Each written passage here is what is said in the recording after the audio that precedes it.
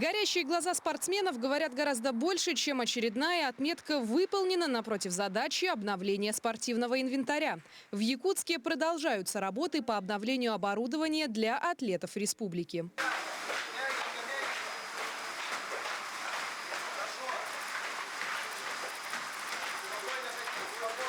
Хоккей занимает особое место в якутском спорте, обусловленный, конечно, и погодными условиями. Однако теперь хоккеисты и молодые спортсмены смогут повышать свой профессиональный уровень благодаря обновлению материально-технической базы в Ледовом дворце LA Батур. Ну, сейчас мы дооснастим тренажерные залы наши силовыми тренажерами.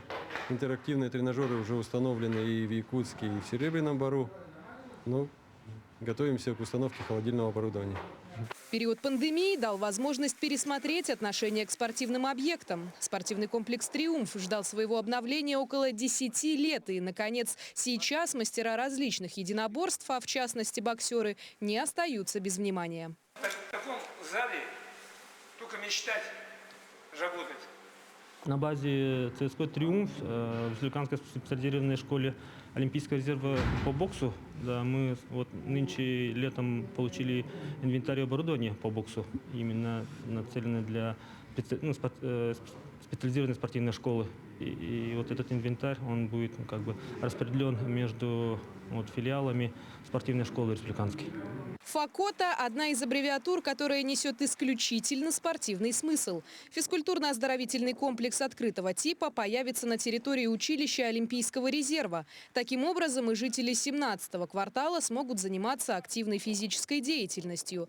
Там появятся не только тренажеры, но и особая площадка, которая летом будет выполнять функцию футбольного поля, а в холодное время года будет задействована как каток. ФАКОТ – это открытого типа, оно предназначено и для летнего, и для зимнего.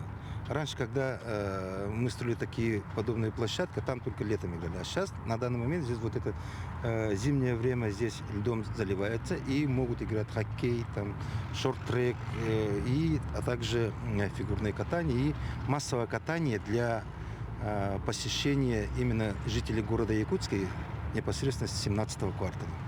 У нас есть беговая дорожка на 100 метров, и плюс здесь воркаут-площадка, и будет летние тренажеры, да, силовые тренажеры. Многие могут задаться вопросом, почему обновление спортивного инвентаря продолжается лишь в 2021 году. Ответ лежит на поверхности. Все дело в труднодоступности нашего региона и особенных погодных условиях. Нам необходимо, чтобы все оборудование приходило вовремя, его монтировка и, соответственно, установка должна пройти. Этот контроль был сейчас осуществлен.